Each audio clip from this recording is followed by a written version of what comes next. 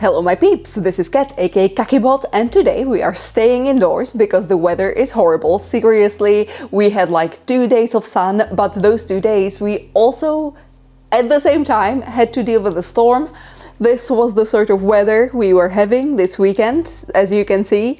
Not super fun, not super conducive to having fun camera time because the sand was getting everywhere. We were at the beach, the sand was in my hair for the next 3 days. Due to the weather, we are staying indoors this time. I really wanted to bring you at least a little relaxed video to not keep you hanging. So the topic of today's video is what the English language using world thinks about Scotland, Scottish people, and Scottish cities, which we're gonna discover through using Google Autocomplete. I'm sure that many of you are avid Google users, probably all of you, and I bet you noticed in the past that once you start kind of searching for a question, Google is kind of trying to read your mind. It will fill the rest of your question before you've even managed to kind of materialize it on your screen.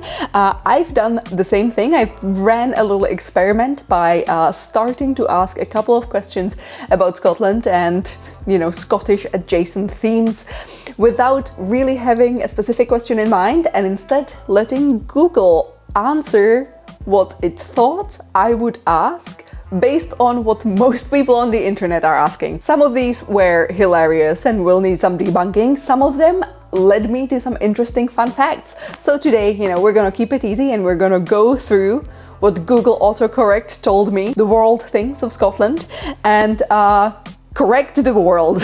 Okay, I have my trusty notebook here and we can start Googling. So I think we're gonna maybe start by asking about Scottish people. Why are Scottish people? And we're getting a really nice first result of our autocomplete, which is why are Scottish people so friendly? My personal opinion on this is that Scotland is one of the slower countries. There's less people here. I think that sometimes that breeds a certain kind of need for human connection and kind of like an inner sort of sense of we should really be helping each other because, you know, like the weather isn't always super friendly towards humans and survival. It's good to have a sense of community in countries that get really dark and cold and windy and you might have to rely on other people for help. Next up we have, why are Scottish people so tall? Are they though? Apparently, the average height for a Scottish man is 5'8". Londoners, on the other hand, are actually 5'9" on average. So yeah, another reason why to, you know, be mad at London. Why are Scottish people ginger? Well, maybe it's because a lot of gingers from other countries of the world just move here because this is a country where you feel a lot less attacked by the sun and like the UV rays. You know, there's a whole like anthropological history to this. You know, you had the like Central Asian gingers, the proto-gingers, and I'm not actually quite sure if those traveled to kind of like the Celtic countries of Scotland and Ireland, or if Scotland and Ireland experience the same mutation that creates red hair at maybe the same or, you know, similar time independently on the Central Asians. If you know, let me know in the comments below,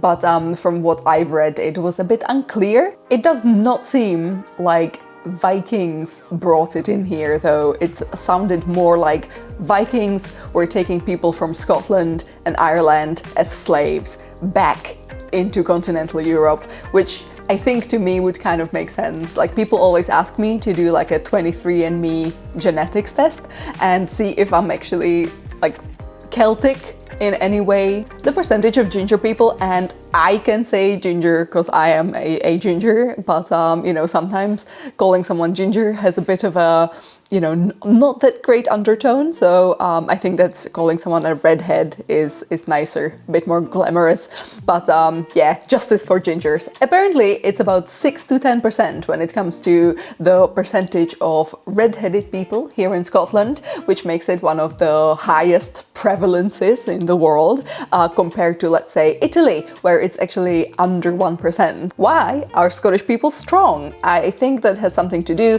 with the whole cultural log and stone throwing. Wow, well, this is not really a question, right? Scotland is so beautiful, indeed. If you like things being lush, green and full of historical castles and sheep and goose, then Scotland has you covered. Is Scotland socialist? A little bit. I mean, I think that you have to kind of like look at it within the context of within the context of the UK.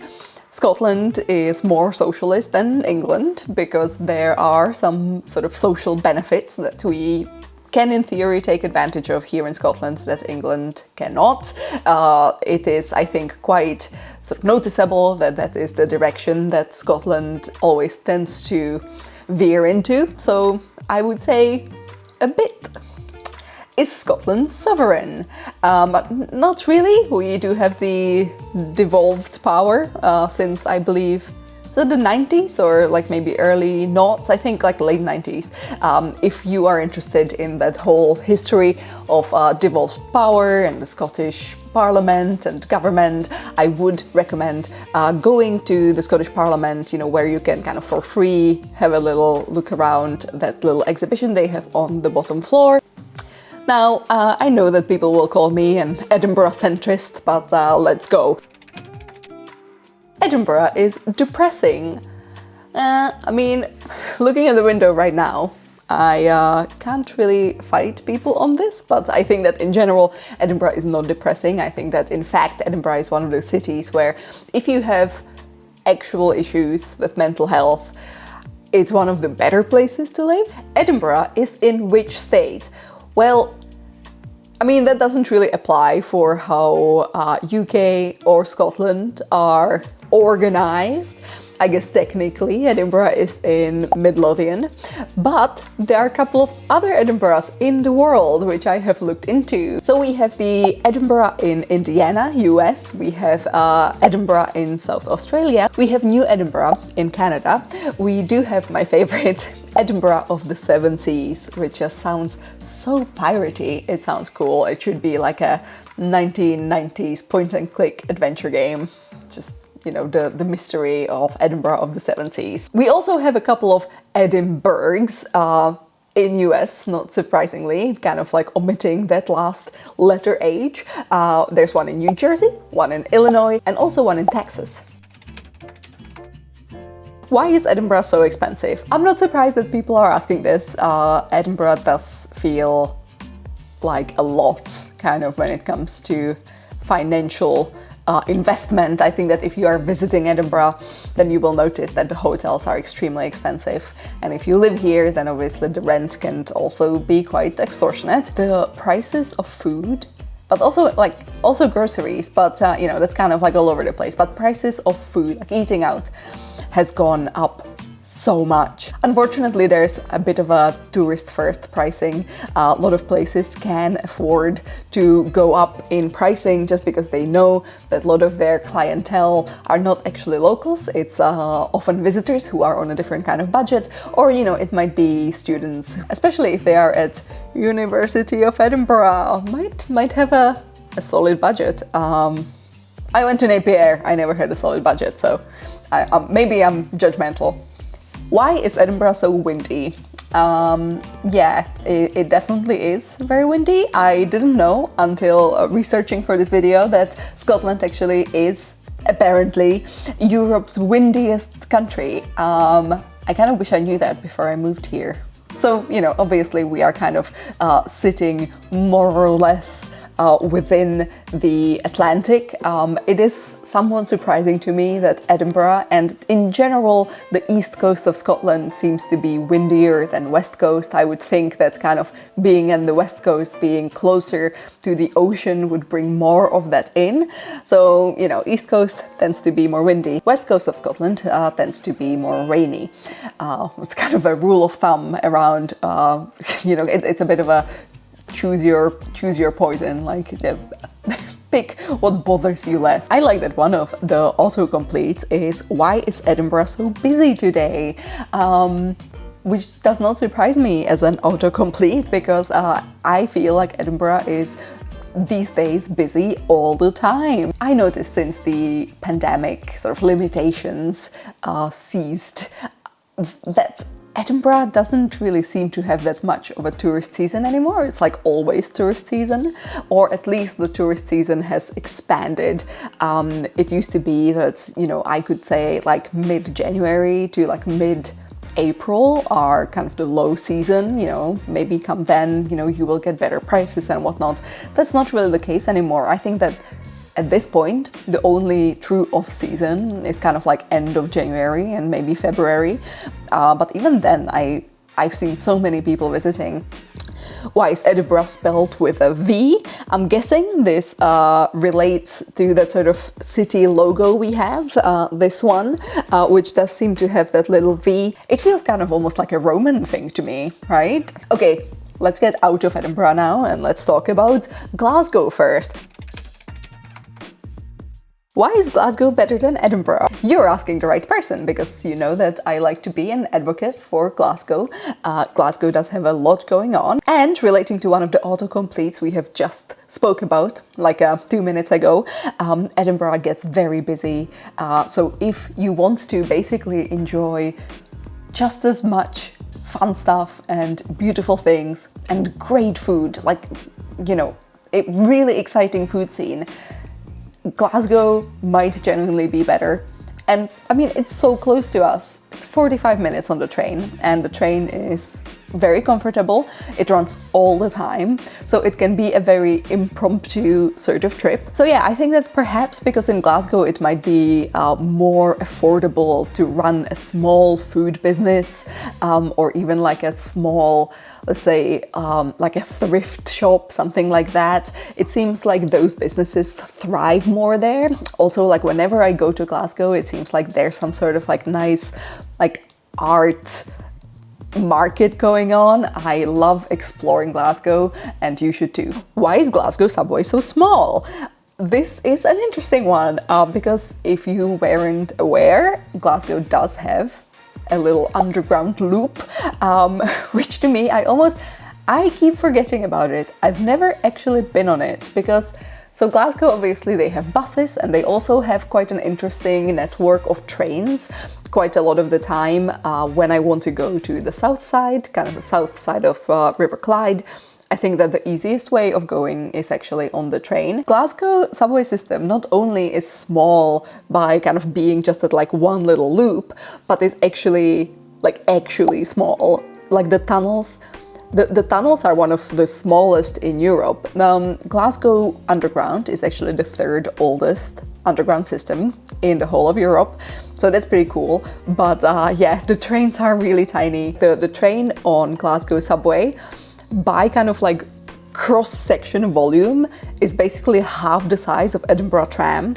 So all those tall Scots, I bet, are having some issues with that. But essentially Glasgow never went onward with any extension because it wasn't necessary, because there are just so many more possibilities of you know, transporting yourself, just like zooming through Glasgow, that it was just not worth the hassle, because I mean, you know, building tunnels under a fully lived-in city is not easy. Plus, apparently, the south of River Clyde is based on quite a loose soil, so it would probably technically be completely impossible beyond Glasgow. Why is Dundee United an insult in Nigeria? Yeah, so that's a thing. Apparently, in Nigeria, being called Dundee United, or sometimes just Dundee, is basically equivalent to being called an idiot or numpty, if you want to be more Scottish. So I looked into this, and people are not quite sure why this happened. There has been some digging done, and there are like a couple of games which went pretty badly for Dundee United. But actually this part of like Nigerian street lexicon has been around since at least the 80s, because there are ads, there are Nigerian ads where it's used. So it must have been before then. And I think that currently the winning theory is that at some point Dundee United, I think late 70s, they went to West Africa to kind of like tour around and like play with the local clubs. And they were not doing well. And what's even funnier to me now, that now, some 40 years later, people in Nigeria will actually, when you tell them that Dundee United is an actual football club, some of them will just look at you all weird, kind of saying, why would you name a football club that? Like, that's horrible. That just means it's a bunch of idiots. So it's been around for so long now. It is so like entangled with the Nigerian slang that it has kind of gained its own life now. Not surprisingly, why is Aberdeen so grey? And also, why is Aberdeen called the Granite City? The history of building up that city is connected to there being many grey granite quarries around. That's why it's so grey. When you're in Aberdeen, you will notice that some buildings don't even like look that horrible, but they are just so grey. It just really, it's evocative of like Batman to me. It just looks really kind of Gotham-y. And I know that one of the latest Batman was actually shot in Glasgow because it was supposed to look kind of American, but maybe they should have shot it there. Maybe that would be exciting. It's quite interesting because Scottish cities do have a specific look. So I come from a city where most buildings, historical buildings, do have like a facade. So you get a lot of color, kind of similarly to here on like Victoria Street. Here in Scotland, you can really see the sort of like history of just digging for stone. Because in Aberdeen, you have this very signature grey granite, and down here in like the central belt, you do have a lot of sandstone. And in Glasgow specifically, it's quite interesting because you will find two types of sandstone, the blonde sandstone and the red sandstone. And you can always tell that the blonde one is from like pre-1890s and the red one is from after that point because a different kind of connection to a different part of Scotland was open. It seems like we're gonna be talking a bit about filmmaking now, because the first one, the most popular, is Where in Edinburgh was one day filmed. So if you haven't seen it, One Day, it's originally a book, then it was a movie like 10 or 15 years ago, and now most recently it's a Netflix TV show. And if you're missing Edinburgh, if you want to see some nice scenes of Edinburgh, then the first episode of it, it's relatively nice. Personally, I did not enjoy that show. I think that both the main characters are incredibly toxic and I hate them, but nice shots of Edinburgh. The main shots I remember, I think there was like an iconic shot at the Vennel. When you go to the Vennel these days, you will definitely notice that there are a lot of people kind of visiting for that reason, you know, taking a nice romantic picture atop of the Vennel, enacting two horrible characters. There was also a bunch of it shot at the Edinburgh University Old College, which I always thought was just called like the law department, but I think that's the right name for it, is the Old College. And it's this like beautiful, very photogenic area of the Edinburgh University, which you can walk into, and during Christmas they have a beautiful tree there. You know, I'd check it out. Where in Edinburgh is Trainspotting set? So the book, I believe, is mostly set in Leith, but the movie was shot kind of all over. It's actually kind of interesting to me that Danny Boyle, who is not Scottish, he's English, he just kind of thought that like shooting in Glasgow and Edinburgh, like it's basically interchangeable.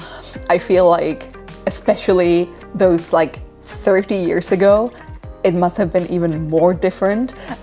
So I seriously need to rewatch Trainspotting now, because I finally feel like I'm ready to see the locations and kind of, you know, put them on a little map. A lot of the especially Glaswegian areas in the movie are not there anymore. So it's quite interesting to kind of like Google up a little article about this, about how much of the movie was shot in Glasgow, despite supposedly being set in Edinburgh. When we go wider to where in Scotland? Where in Scotland is Traitors filmed? So this is a show that I do not watch, but apparently it is filmed at the Ardross Castle. There are two Ardross castles, one of them is in Fife, and that's basically just a little ruin, and the other one is somewhere in the Highlands. So the next one, I am confused about, and I did have to Google further to understand what it means. This is where the autocomplete is asking, where in Scotland is Anton from? Who is Anton? Who the heck is Anton? Apparently it's like a really buff guy from Love Island, very chiseled. Yeah, and apparently he's from West Lothian, so hopefully at least one of you was interested in this. What I'm a lot more interested in is this autocomplete, which is where in Scotland is David Tennant from? He's from just outside of Edinburgh, from Bathgate. Where in Scotland is Hogwarts? I'm gonna say that there's a bunch of places here in Edinburgh that look incredibly Hogwartsy. However, they are all still like used often as schools, so you know, don't be tempted to kind of like go in there or even like enter the grounds. So one of these places would be the George Heriot School, which is right next to Greyfriars Kirkyard. It is, you know, a still functioning, fancy, rich people school. It's very pretty. I think that it's quite nice to walk around it and appreciate it. A bit further away, kind of more towards Stockbridge, is another school, which is the Fettes College. I hope I pronounced that right. I'm not sure. That one to me always seemed a lot more Hogwartsy actually, because it has that like tall spire and there are many angles, because it's kind of like almost at the bottom of a hill. So like if you're walking into Stockbridge, there are many angles from which you can get, like especially with a long lens, a really nice shot of it. Edinburgh looks like Harry Potter. Well, here we go again. Sure. I'm not gonna fight Google using people of the world on this. There's definitely a connection, and I guess that even like fictional Hogwarts is technically in Scotland, right? So it makes sense. This one is, however, followed by two very similar autocompletes, one of them being Edinburgh building looks like poop, and the second one being Edinburgh hotel looks like poop emoji. So I still think that it looks like an orange peel. I think it's pretty. I think that the sort of copper finish goes well with the rest of the skyline. I am very much in minority here, but considering how many other newly built buildings here in Edinburgh look, like think about, okay, so I live close to Haymarket. This is what they're building here in Haymarket. I think that this is better.